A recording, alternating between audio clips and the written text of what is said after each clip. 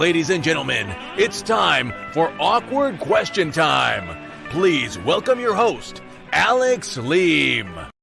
Hello and welcome to Awkward Question Time with me, Alex Leam, looking slightly more gammony than usual for some reason. I've done everything with the lights, I can't change it.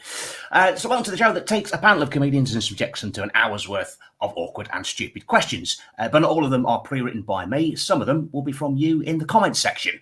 So submit your questions for the panel, more cringe the better, and answer along with us as well. And give us a share, retweet or subscribe on YouTube. Pretty please, I've been stuck on 134 for about 6 months now. And like my Facebook page at Alex Leam Stand Up, follow on Twitter at Alex Leam and search Alex Leam on YouTube. And give the Awkward Question Time Facebook page a like away there at Awkward Question Time. Although Facebook have been dicks the last 3 weeks. They've been muting the music, even though it's copyright-free, royalty-free music. Whatever, Facebook. I'm glad you went down for 6 hours. If you're not watching live and you're watching the replay, then let us know where and at what time you are watching. But do join us live Sunday nights at 8:30 p.m. And are you watching this on a proper TV? If you are, then please DM me a pic. It doesn't have to necessarily be now. It could be any time at all during tonight's show. I've run out of daft poses to do at this point. I've exhausted every possible opportunity for that. But surprise me. Either send it to one of the pages that we've said before or to me directly if we're friends. If you enjoy the show and want to support it, I'm not going to stand in your way for that. Donate then via PayPal, paypal.me/Alex Leam and Ko-fi.com/Alex Leam as well. I'm convinced Ko-fi is a myth because I've had no donations there in a year. Prove me wrong. All of the donations will be divided up against and shared out with all of tonight's panel. Although if last season is anything to go by, they won't be planning their retirement off of the back of it. And don't have to comment. You can send a text anonymously to the show's Nokia 3310. Just looking at the corner of my eye, one has come in already. Oh, no, I tell a lie. 3 have come in already. Well done, you. 3 messages received. So text the show, please. With that in mind, we'll get on all of tonight's panel. Please welcome, in no particular order, Victoria Barker, Rich Owens, Anthony Williams, and Ens Coombes. Good evening. Hello. Hello. Good evening. Hello. Excellent. Hi. Hello. Rich, is everything okay? Because during the opening titles, I saw you suddenly lunge backwards towards that red light. I think okay is subjective, if I'm completely honest with you. Yeah, I think everything's all right now. I wanted to put my red light on. It's fine. Okay, cool. Excellent. You did go with some real force. I just thought there's something burning. Looks like it. No, It is. No, we're okay. All is fine. All is fine. So let's have a look. A couple of people commented already. George Coppin is watching. Hello, George.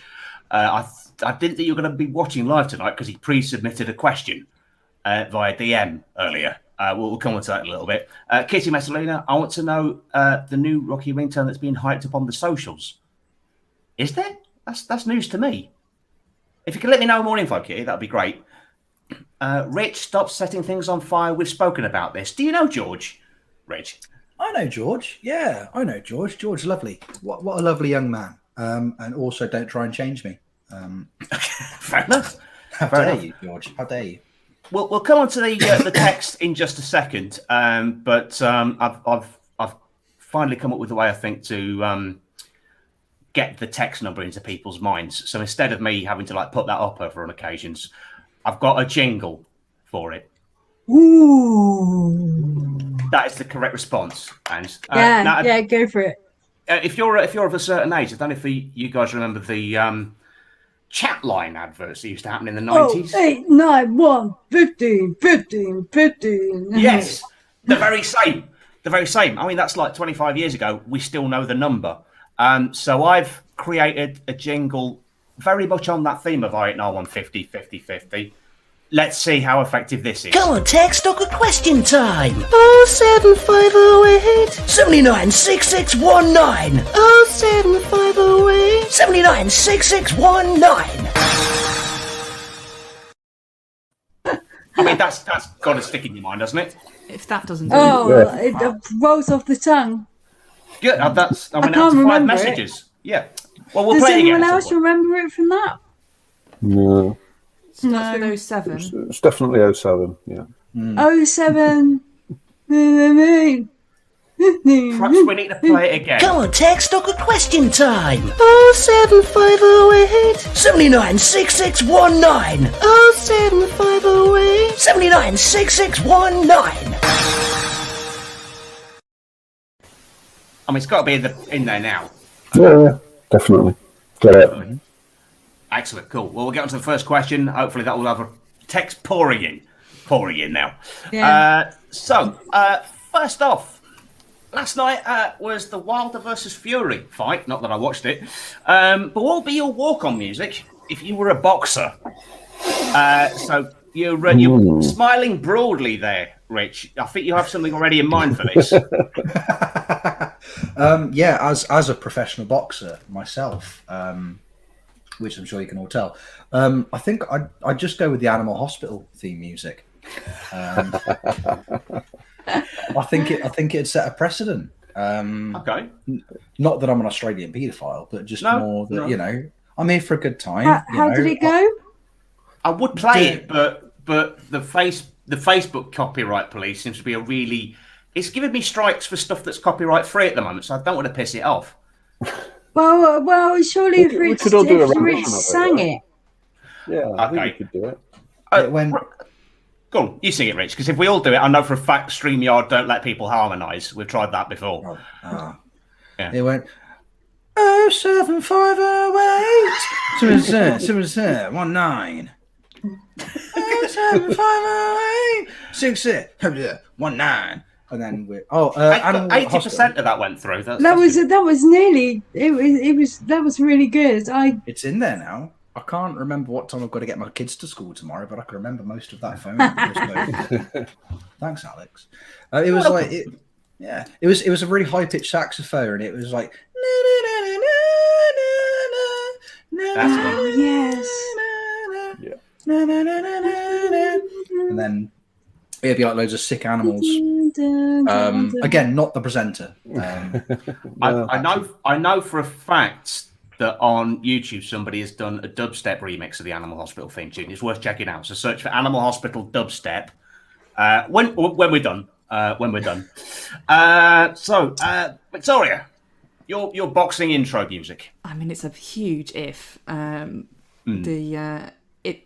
I was trying to think of the last thing I was listening to, and I think it was the Proclaimers and Lady Luck, which may or may not be useful. I don't know, but I've got an awful collection of instrumental, weird electronic orchestra type music, which just would not fit a boxing ring, but nor would I. So it would be something odd. Fair enough. Anthony, what about yourself? I think it would have to be Yakety Sax, otherwise known as the Benny Hill theme, which would then consist of me being chased around the ring and slapped on my bald head. Just the double entendre that came there just clanged in my head. You could probably hear it. So what about yourself? Probably Hit Me With Your Rhythm Stick by Injury and the Blockheads. Because I sing hippie with a walking stick. Well, my friend Rachel used to say it to me when I was at university and sing, hippie with your walking stick. Hippie. Was this your best friend that was essentially mocking you? I'm not myself enough. I don't, people can join in. If I say so, obviously. Fair enough. So I don't mind. I quite like the idea of something really disarming, like the Benny Hill theme, because it's usually really macho stuff that they're walking out to. Actually, Ian Bowden has suggested something for me. He's put Alex's would be leaning on a lamppost. Oh, bless. First one of the evening in. I'm feeling generous. Few other people suggesting stuff. Is yours Love Shack, Alex? That would work. Hit Me Baby One More Time, suggests Kitty, being the obvious answer. Big D Archer wants I'm a Barbie Girl by Aqua. Yeah, very good. See, also Hit Me With Your Best Shot. That's nice. I think I'd go for the Funeral March.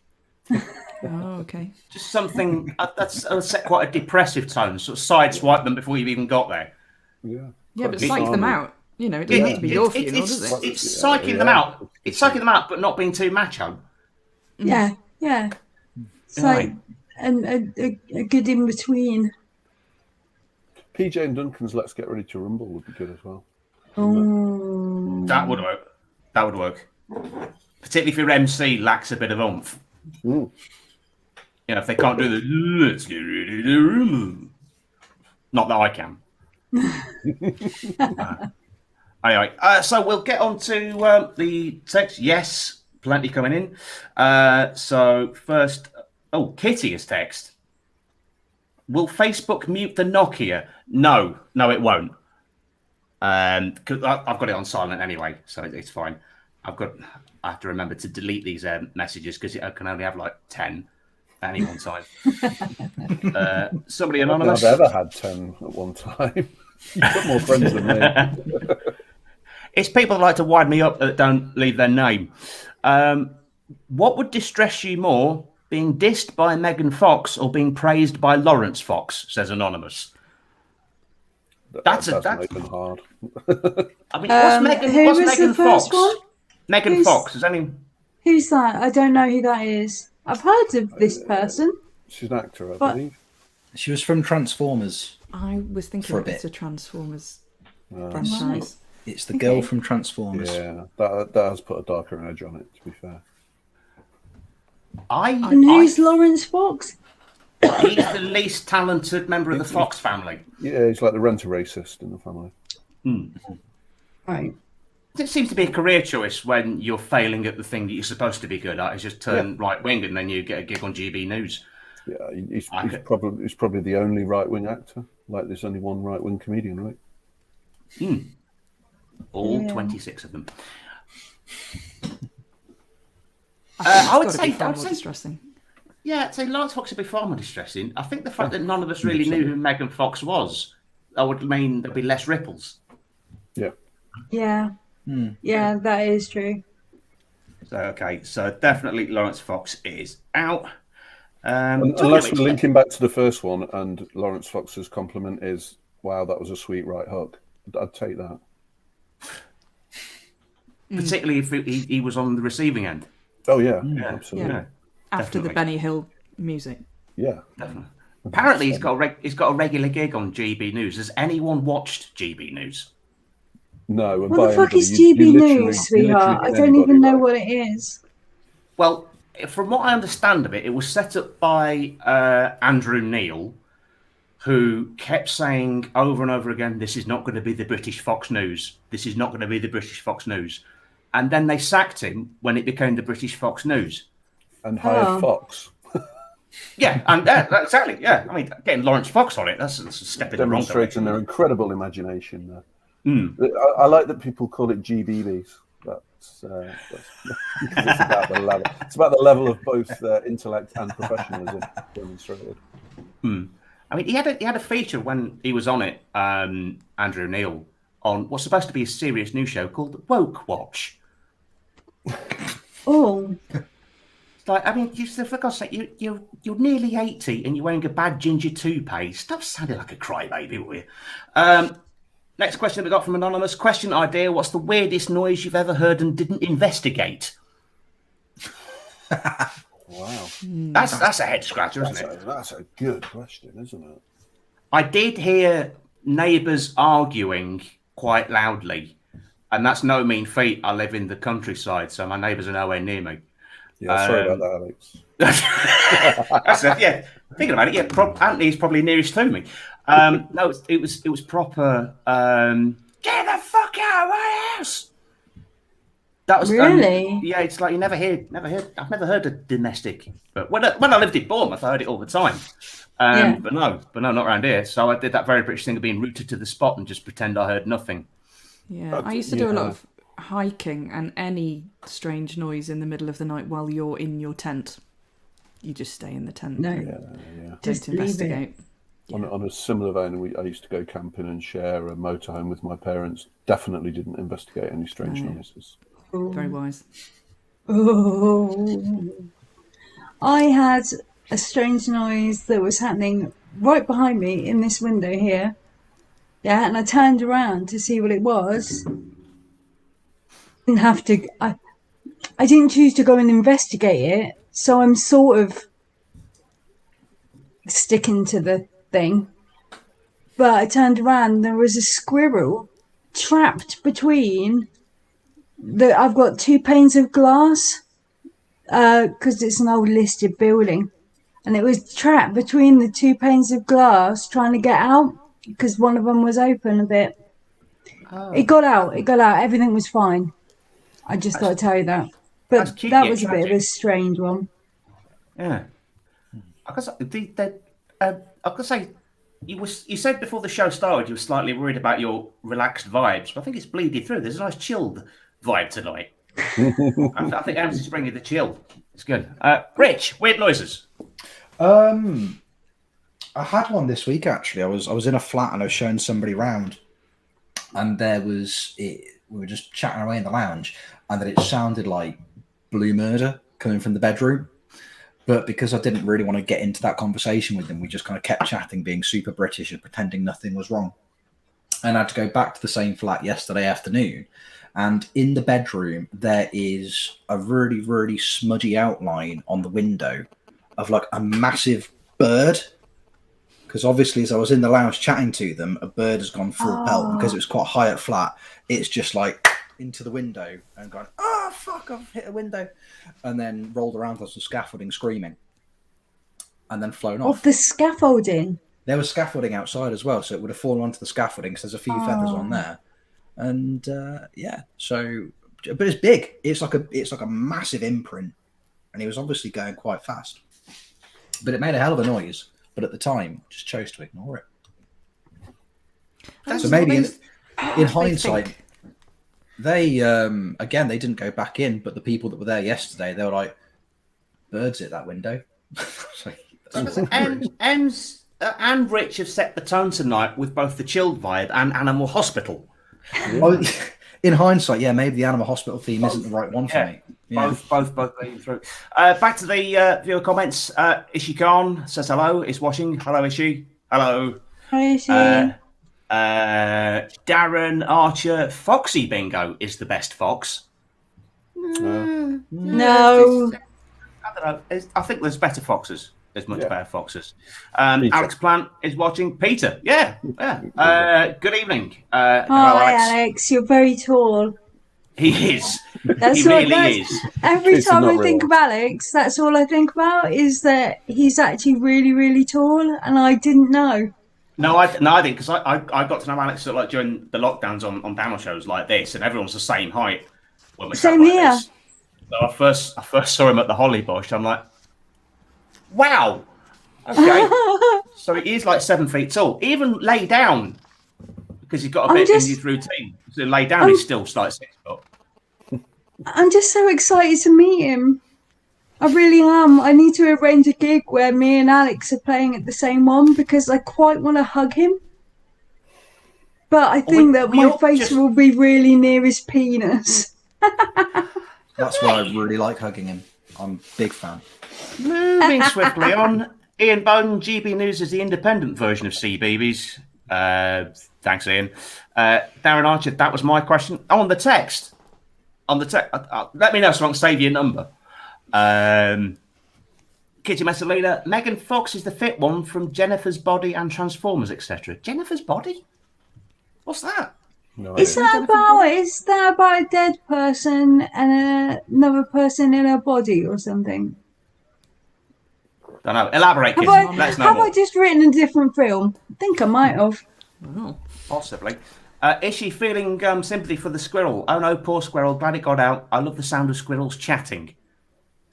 Yeah, they're do fucking make noisy strange noises. buggers. Yeah, I was walking past one just shouting at me from a tree.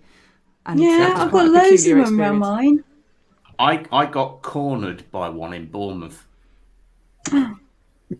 I had popcorn in my bag and it knew, and the squirrels there in the gardens are really tame, so it sort of like got me in the corners there, like. And whenever I moved, Did they do that thing that the Velociraptors did on Jurassic Park, where there's one that's got you in the eye line, and then the others come in from the side? I mean, that's where my thoughts were going, but it is just the squirrel. So I just thought, no, I'm not proud. I gave it the entire bag of popcorn and then went. So yeah, I got cornered and bested by a squirrel. Alex Bland, I used to apologise on stage that everyone had a view of my crotch. My girlfriend is 5'2". Maybe that's the reason. He's not joking either. Right? I've met his girlfriend. More questions coming in from viewer questions. Hang on. Kitty Messalina has now clarified. Jennifer's Body is a horror film where they needed a virgin sacrifice, but accidentally sacrificed a slutty cheerleader instead, and she became a demon and murders all the creepy dudes. I know. That old chestnut. If I had a pound, I'm fuming. Ishi, how do you get cornered by a teeny cute squirrel, Alex? You weren't there, man. They can be very persuasive. They can, and then the Bournemouth ones as well. They've got this hidden level of aggression. It's for the tourists. That's because they like lull you. The comedy they lull you in. I'm not going to speak. Go on, Ems. Yeah, you want to. They lull you into a false sense of security with their cuteness. One Direction were the same. Did they steal your popcorn as well? Yes, they did. Yes, they did. Dan Live, I'm 5'2". Can't wait to meet you, Alex. Feels like it's setting Alex Plant up on a date.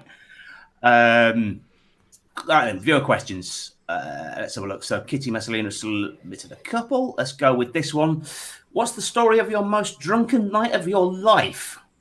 I'll start with this one because I've not matched this one since it was 2004.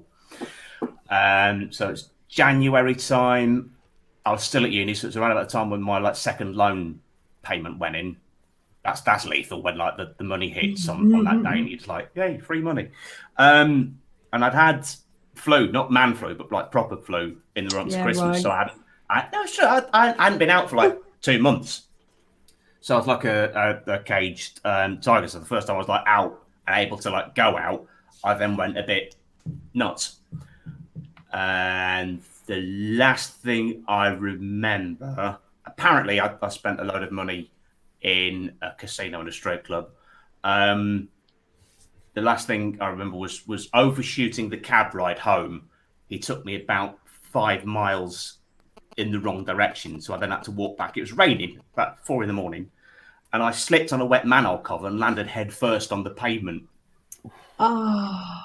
But I didn't feel a thing because I was anaesthetised at this point. I was still at home at this point, so I'd lost my keys and I had to get my mum up, who then opened the door to see me bloody faced. I mean, tired, but not feeling a thing, but going, "All right, sorry, I forgot my key." It was not a good look. It was not a good look. Surely you can. Surely somebody else could do better than that. I refused a ride home in an ambulance once on a drunken night. There was nothing wrong with me other than I hadn't eaten enough and had drunk more than I should have, but just keeled over in a club, which didn't go down well with the club owner, who I came round to them shouting at the paramedic, "There are no drugs in my club. She's not taken anything." It's true, I've not. I'm just a lightweight and shouldn't have come out without having any tea. Hang on, was he stopping the paramedic from administering drugs? No, I don't think so. I don't know. I was carefully trying to help her. No drug policy. That could have been it. Yeah, I hadn't thought about that. But yeah, they offered to take me to hospital for a checkup, but I lived in the opposite direction, so I said, "I'm all right, thanks." And had to sign a disclaimer. Wasn't my signature. I like that you're just going for broke. You're thinking, I'm in trouble now. I'm not going to forget them to do forgery. The works, yeah. Who knows? Well, if there were 2 hospitals and they used to alternate the non-emergency ambulances. If they were going to take me to the one near my house, I'd have had the lift in the ambulance, no problem. But because it was going in the opposite direction, I turned it down and then had to sign paperwork and all sorts. It was a long time ago, and I was far less sensible. Okay, cool. Rich?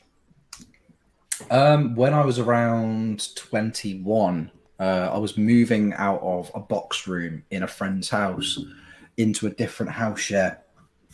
And my old man had agreed to come round on a Sunday morning to help me move. And I got talked into going out for a couple of drinks on the Saturday night with the guys I was living with at the time. And at about midnight, I remember thinking I should probably call it a day soon because I've still got to go home and pack before my dad comes around tomorrow morning. And then at about 3 o'clock in the morning in somebody's kitchen, I remember thinking I should really go home and start packing now. And then it went black for a bit. And then at about 5:30 in the morning, I remember thinking, I'll go home, eat these 3 chicken wraps, and then if I start packing, I'll be done by the time it gets here. And then I woke up the next morning in bed in my box room, bollock naked, with 3 half-eaten chicken wraps on the bed. And my dad stood over me looking really disappointed, with all my belongings packed, which was really... So he'd come round, somebody had let him in. He'd come into my room, seen the condition I was in, and it was literally a room full of stuff. I was 21 and had about 3 t-shirts and about 2 books, but I was still concerned that packing was going to take me hours. And he'd come in, thrown it all in a box, and then just stood there until I woke up. Just, like peak disappointed dad, like arms folded. Like... Yeah. Yeah. I just love that. I mean, that's a state I've been in when you wake up with food. Yeah. I mean, because I was back when you were saying these stories we were saying were like so far ago. My last story waking up with food wasn't that long ago, actually. It was February 2020. The last time I was at the Leicester Comedy Festival. Stayed over in a hotel, woke up covered in their... so now I stopped off at McDonald's because they had like the triple-sized Big Mac. Just woke up like covered in fries. Still some with like... Because they had the Big Mac special sauce as a dipping sauce option back then. It's all very vivid. And I'm not proud to say that I started eating them.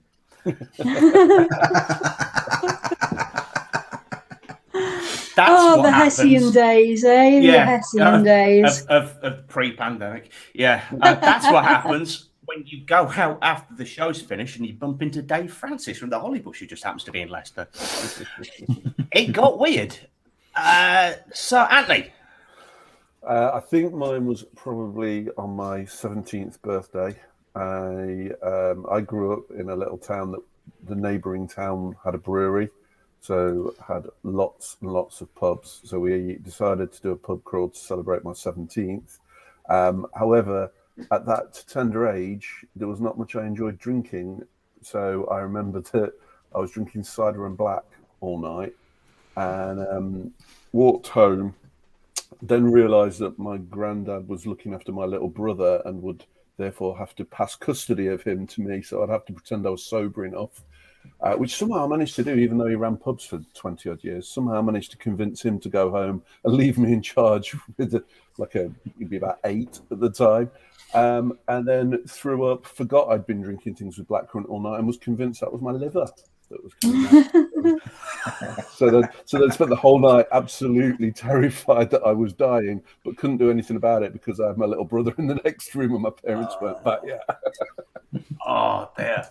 Oh, that's just a point. It's a side question. Has anyone got one of those drinks that you had on one of those heavy nights? So you're thinking, I'm never touching that again? Yep. Yeah. Because for me, it was, Sambuca for me. It's the devil's piss. Yeah, Sambuca can just get in the bin forever. Hate it. Couldn't pay me to drink it again. Oh, that's triggered a memory of an even more drunk night. Yeah. Oh, it's like therapy. Yeah, thanks. This is very wholesome. I ended up, I cut my eyebrow open having done a flaming Sambuca. I don't do flaming Sambucas. It was a rugby club night out. And I ended up upside down in a hedge. Oh, wow. Sliced my eyebrow open. Oh, God, that's triggered Fun times. one for me as well. When I was at a similar age, I went out drinking with a mate, and we decided we wanted to be best pals forever, so we've become blood brothers. So then he got out some sort of pocket knife and sliced open my knuckle, so we could be blood brothers. And I've still got the scar, and it's like, I don't know, 25, 30 years later. I thought when you did that was just over there, not the worst possible bit you could get a cut. It's like, Well, you Why can get the- plenty of why blood out the of knuckle? can't you? I had no idea why the knuckle, and it wasn't even a particularly sharp blade. It took some effort. We have it open on the saw setting of his. Yeah, absolutely. And it didn't stop bleeding for days. Are you still friends That's now? because you're on. That's because you're on a fucking joint, aren't you? I So know, as soon it as you Funnily enough, being drunk, we hadn't really thought it through, to be honest. the wisdom of the drunk. Owens, what about you? When I was, I reckon, about 18, we went out for cocktails and we had a thing called a jelly bean. And then I'll let you into a little secret. I smoke a little bit. Yeah. So we went back to my friend's house. We had and suddenly I felt really, really sick. Like the whole jelly bellies and hot didn't really mix, really.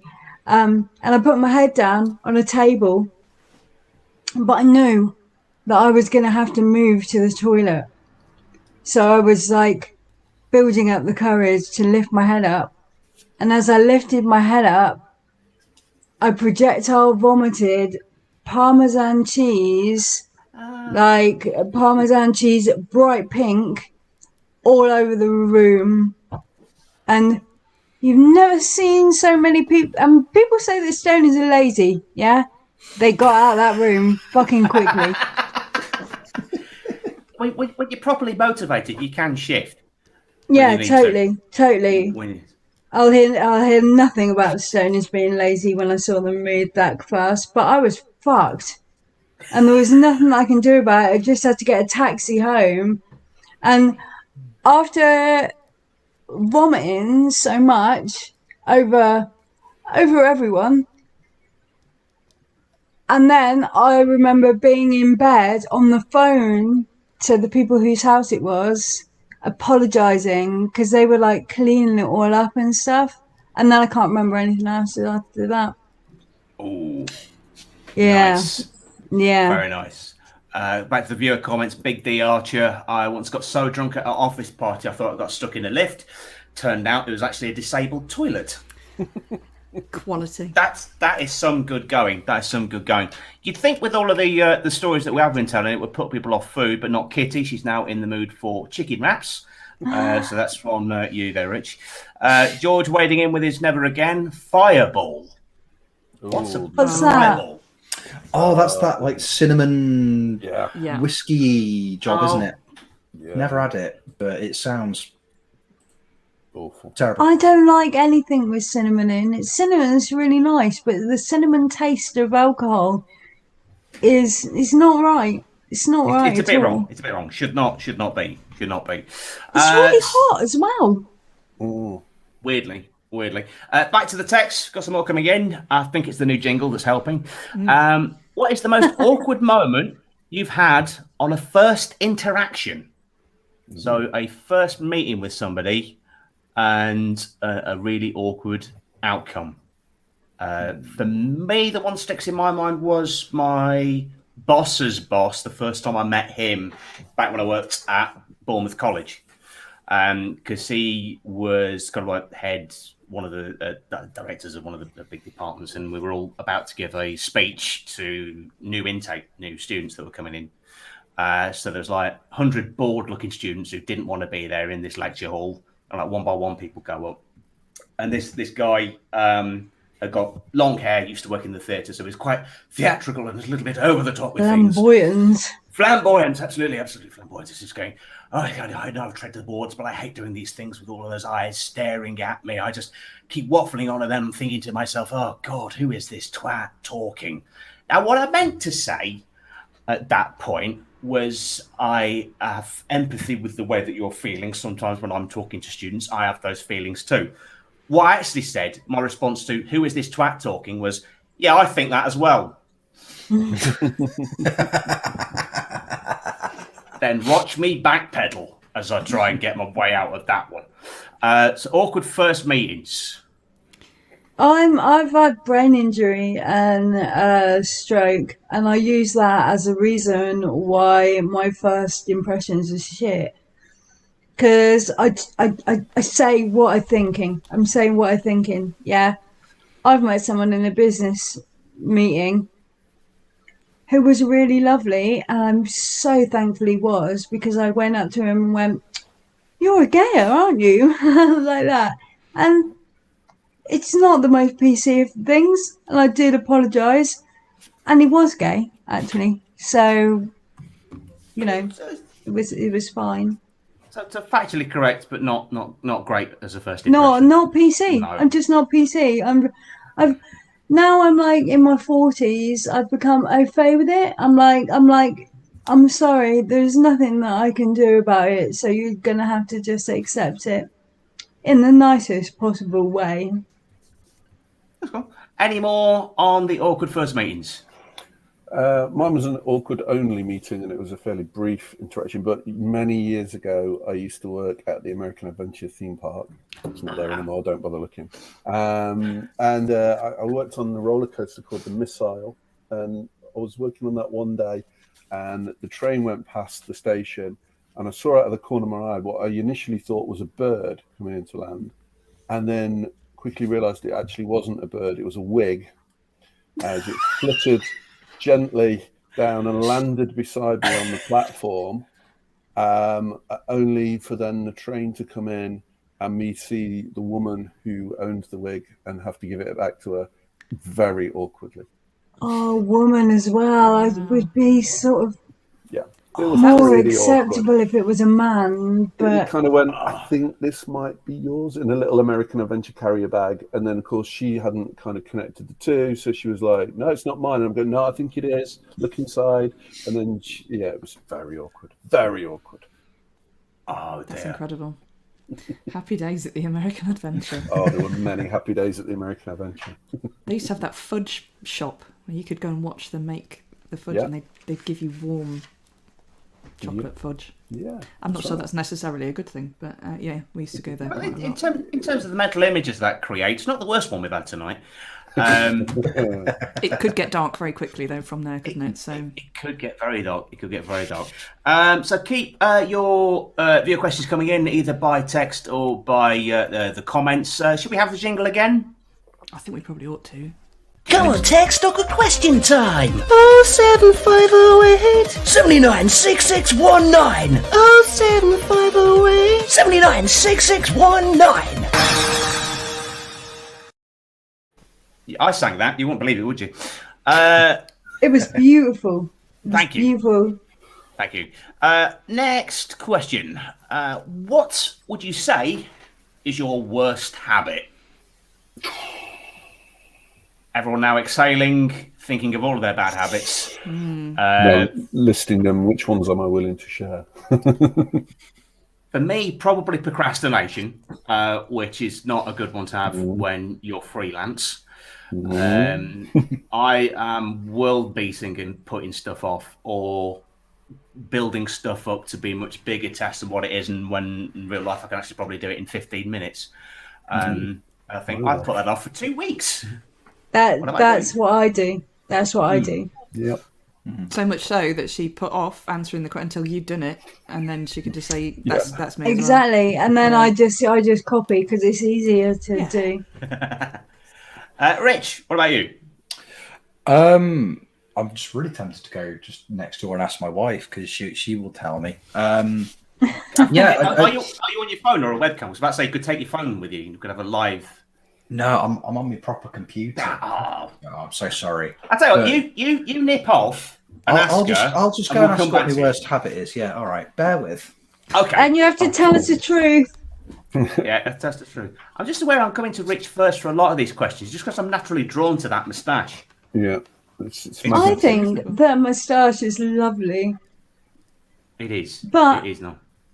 I had a false moustache and beers, and I found that it itched a lot. And I love a good moustache and beard, but I don't think I think it's too itchy for me. I think, Is that 'cause it I was like a it on false other one? people, but not on me. Do the real ones itch as much as the false ones? Not so much. You do get you do have a satisfying rub through now and again, and I made that sound a lot kinkier than I meant to. He's back. What's the I verdict? imagine it. Don't want to talk about it. At least you weren't. Was gone that very long. harrowing experience? It was more the fact that when I asked her what my worst habit was, she just sat back in the chair she was in and just like cracked her knuckles and she's like, "Well, fucking doing this, are we?" No. According to her, and to be fair, I agree. It's not what I thought of. Because I don't notice. It's my habit of starting something and then not finishing it. Apparently, I am prolific for getting 3/4 of the way through something, and then just getting distracted and going off doing something else. So I do that as well. Yeah. Apparently, I'm terrible. Apparently, I'm really bad for it. I think that's quite a universal comedian trait from what I've experienced to varying degrees. Do it myself. I can name a few people who are brilliant at it, but I don't want to name names because they'll probably never speak to me again. Any more on bad habits? Mine's probably aligned to the procrastination thing, but I have a tendency to let a mess build up rather than just like putting one thing in the bin. I wait till there's like 20 things on the table to put in the bin, and it's like, why not? I've walked past the bin 100 times. Why did I not just pick that up and put it in the bin? I have to wait until I'm like, oh, no more kitchen left. I better put things in the bin. Do you have like stacks of like cardboard from like rings and stuff like that instead of just stacking up? Yeah. On the worktop that's like 3 feet away from the bin. When I was one thing from memory that can beat that, when I was in halls, when I was at Bournemouth Uni, the flat that I was in, they had a house party, and they were the laziest fuckers ever. The rest of us, like I was the only one that did the cleaning. I was the domesticated one.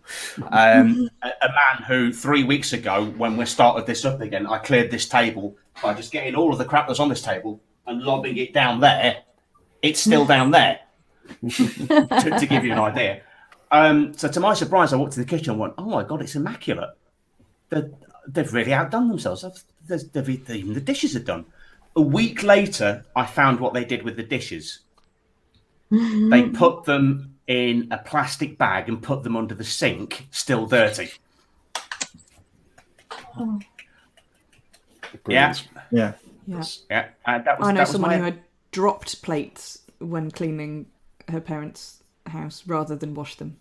I'm sorry, I dropped them and I broke them, so I put them in the bin. Were they Greek? Okay. No. That's probably why the Greeks were ahead of the curve on that one. They invented it. Yeah. Let's go to the viewer comments. Darren Archer, worst habit, my desire to take over the world, and sarcasm. Have you been watching Pinky in the Brain, Darren? Love Pink in the Brain. Do you know the song?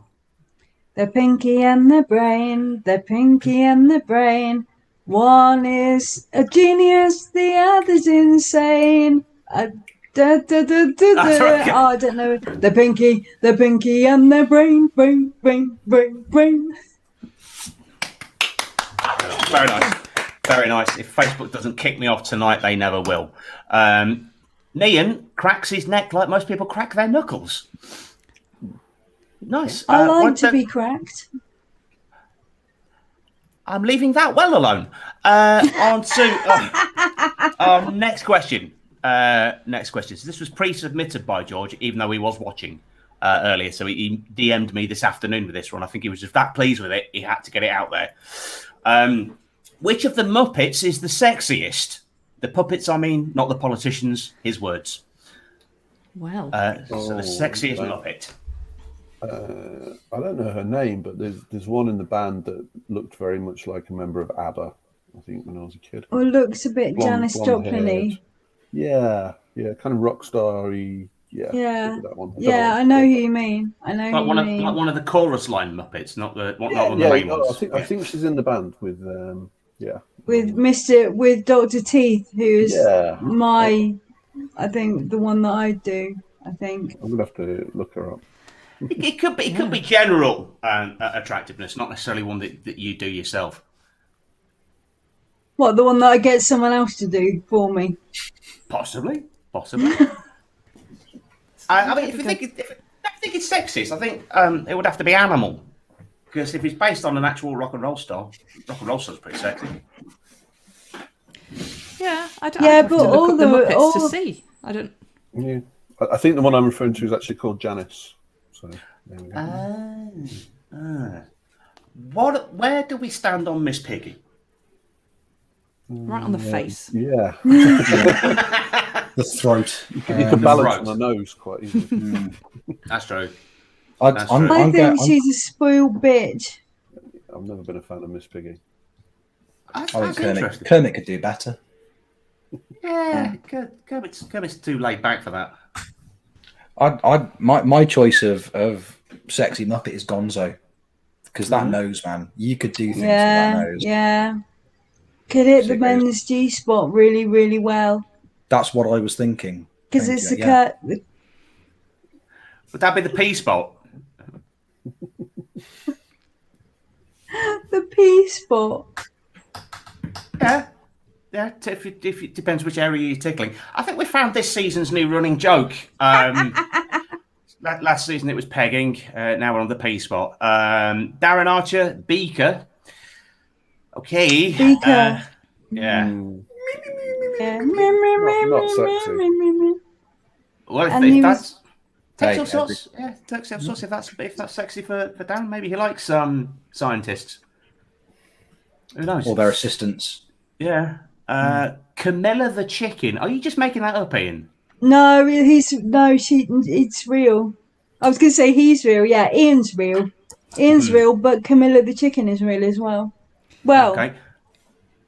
not real. Coming in on the comments at exactly the same time, but via different platforms. George Coppin via YouTube says Fozzie Bear. Nick Mellors exactly the same moment via Facebook says Fozzie Bear. Yeah, but whatever I'm doing to Fozzie Bear, there's no love involved. No love. It literally got the bear vibes. Big hairy man. He's a bear that you can fit your entire hand in to operate. Is he Well, you can not, say that is about he any not a Muppet. person in a bear costume? No, that's Rainbow. Oh, yeah, that's Bungle. Yeah. That's Bungle. He's definitely not sexy. No. Alex Plant No. votes for the Swedish chef. Bird hardy der. That was row boat in Swedish chef language. So my sister-in-law is Swedish, and they have the Muppets in Sweden, but obviously that would be offensive, wouldn't it? So to avoid all of that awkwardness in Sweden, the Swedish chef is called the Norwegian chef. Is that real? That's true. Is that real or is that a lie? 100% true. Yeah, it's called the Norwegian chef. Dan Live also votes for the Swedish/Norwegian chef. Kitty Masseline, Loads not a of people. Muppet Show Muppet, but the Count from Sesame Street would get it. Jim Henson's still kind of counts. Yeah, same universe. Yeah, definitely. Yeah. then you could say One that you finger. Okay. Ooh. Okay. I think this is the first time I've issued one of these out this season, but Yellow card. You have been warned. Simulation, mate. Simulation. Was that you or was that me? Because I'm sure I didn't do anything wrong this time. No. It's okay. I was just enjoying every time someone mentioned the Muppet, you were straight there with a bang-on impression of one of them. So I was doing that. It's true. In Norway, it's the Finnish chef. Oh, thank you, Alex. There you go. So, Wow, we've actually learned something tonight. Educational and entertaining. Oh, look at us. Well, we've got one of those. entertainment. we managed one of those. Let's check the text. Nothing coming of that. So keep your questions coming in. We've got time for, I think, one more viewer question at least. Dan Live actually says, one bonfire night was walking around watching people's fireworks fill the sky. I suddenly realised I'd not been paying attention. When was the last time you got lost? Which would be a while ago, considering that most of the world stayed in for the last 18 months. I got lost on Tuesday. I got lost on Tuesday. You tell. So I had to take my car to my office on Tuesday afternoon because, being a competent adult who definitely always finishes what they start, I forgot to get it MOT'd or taxed, so I had to take it off the road and take it to my office. I thought I'd walk back. It's about a 4-mile walk from my office to my house, so it's really not that far. But I did it in the dark, and it's down a dual carriageway. But next to it, there's a footpath that then turns into like a new build housing estate. And I thought, I'll just cut through there, come out the other end. I know exactly where I am. It was about 8 o'clock at night. And I text my wife about 10:30 saying, I think I've taken a detour because I've just arrived back at the office. And it had just taken me in a massive circle.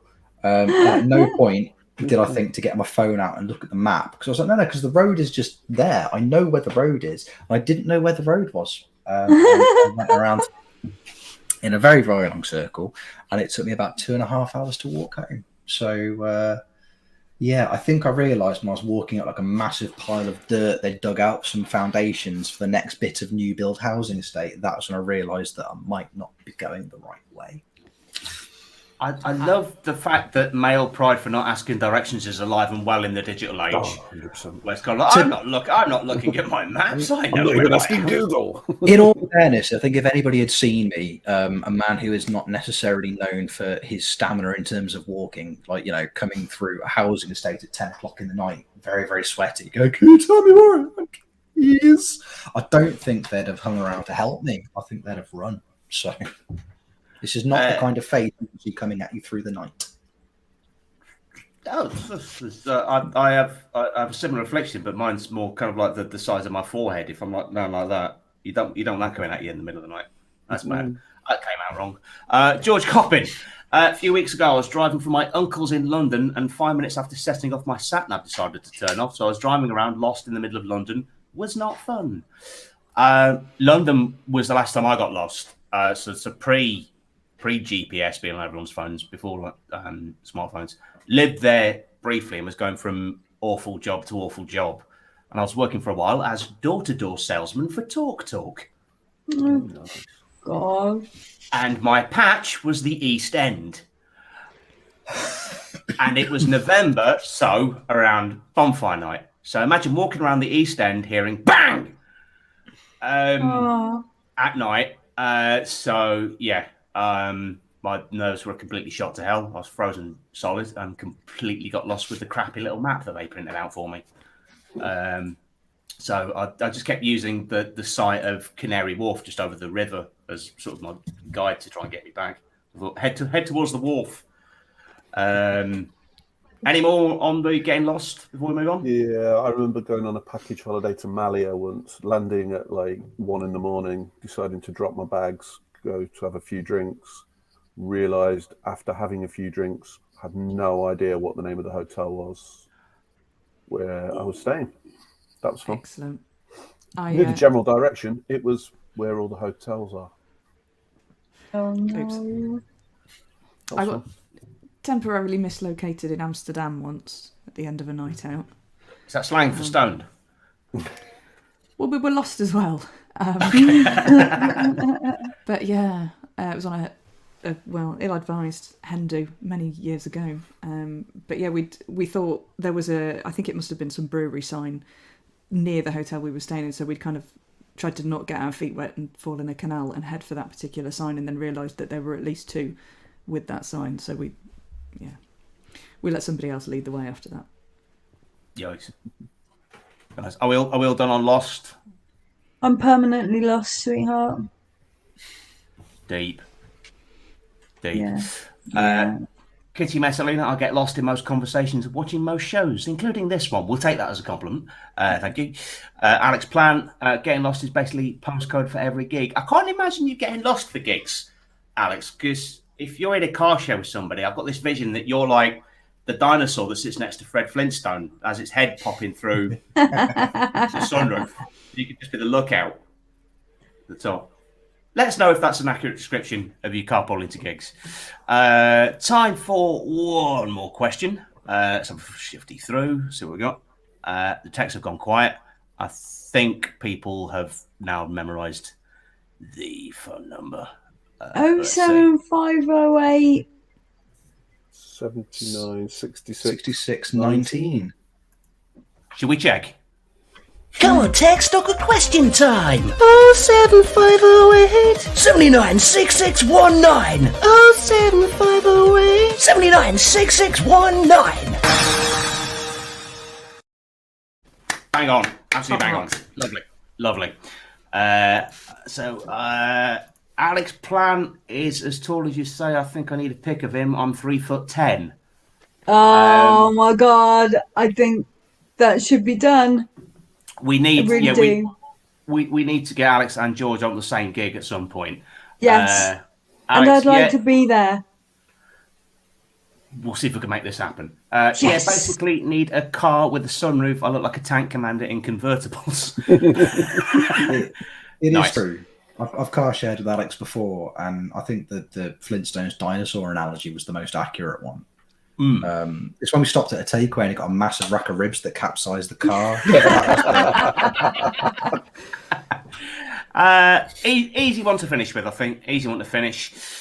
What was the first computer you used? We need year, make, and operating system. So it doesn't necessarily have to be. Doesn't necessarily have to be one that you owned. Just one that you used. I think mine Spectrum was Z. the Spectrum ZX as well. Yeah. Which would have been 80 something. 83, I would have thought. Yeah, early 80s, definitely. Oh, it would have been later than late 80s for me because I was just hitting stuff with toys in the early 80s. But yeah, there was, and you put the tape in and it made the noises while it wound the program on. And after that, there was impressions again. Sorry, I could go on. Please tell me voices and impressions is part of your act, Ange, because I think you're really nailing it tonight.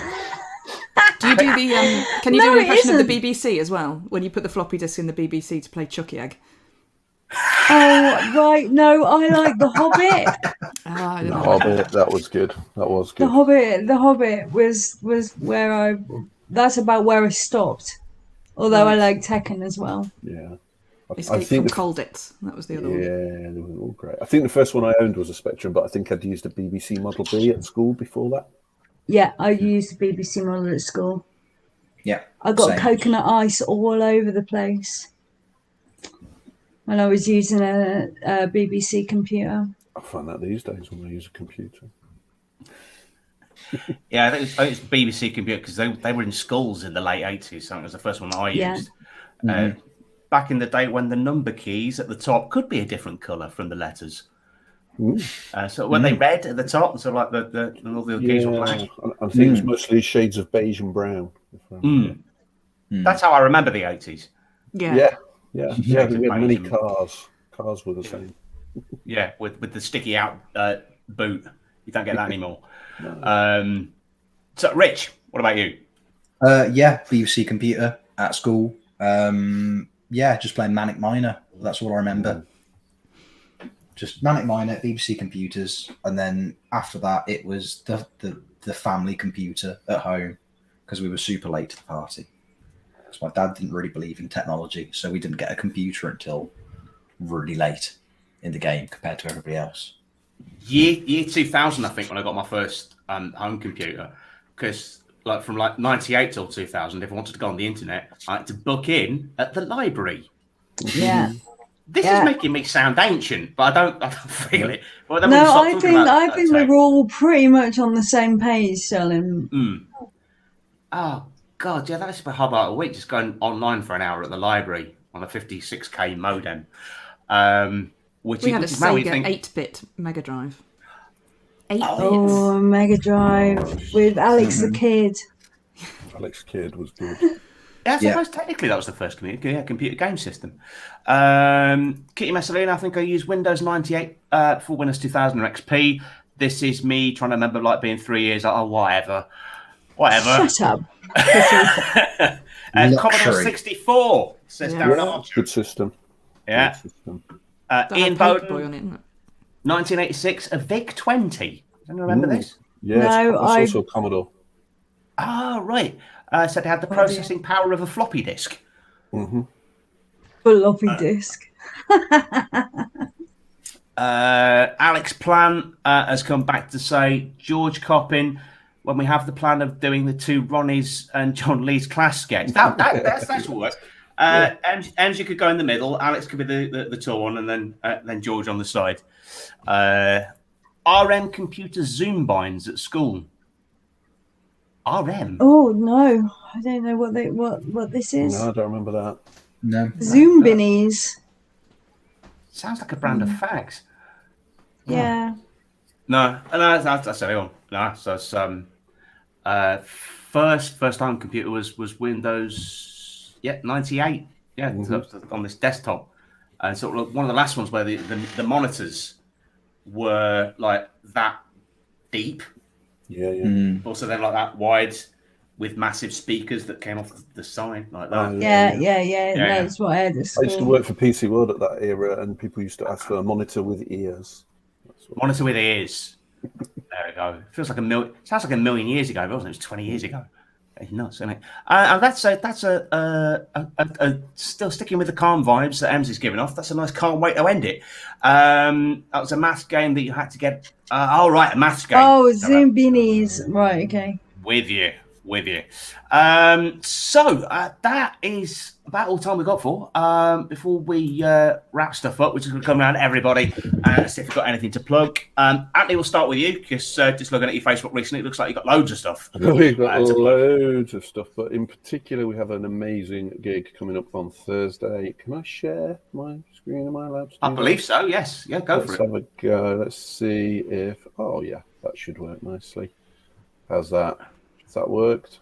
Add to stream. There we go. There we go. So we've got this coming up on Thursday night. The Embankment, Trent Bridge, Nottingham. We have got Jack Gladdo opening the show. We have got Brennan Reese off of the telly closing the show with a wonderful middle section. As always, Tommy, Dawn and I have been down to set up today. It's like a proper club. It's going to be amazing. And if any comedians want to come up Thursday night, hit me up and I'm sure I can sort you out a very special discount. And it will be great to see anybody using the Nottingham/East Midlands vicinity. Lovely.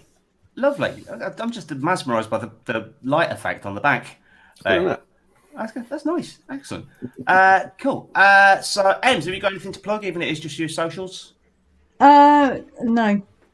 No. Well, Okay.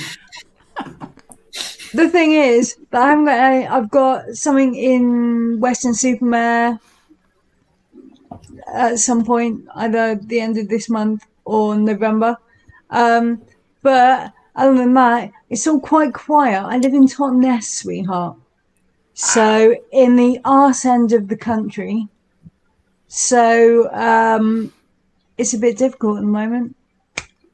But one day I'll be there and doing really good stuff, I assume. I remember carpooling to gigs from the South Coast. It's a pain in the arse. Hello. Yes, it is. Victoria. Yes, I'm at the We Are Funny project in Dalston this Wednesday, and it's fairly quiet beyond that. Something at the West End New Act of the Year in November, and then back in Derby at the Tap in December.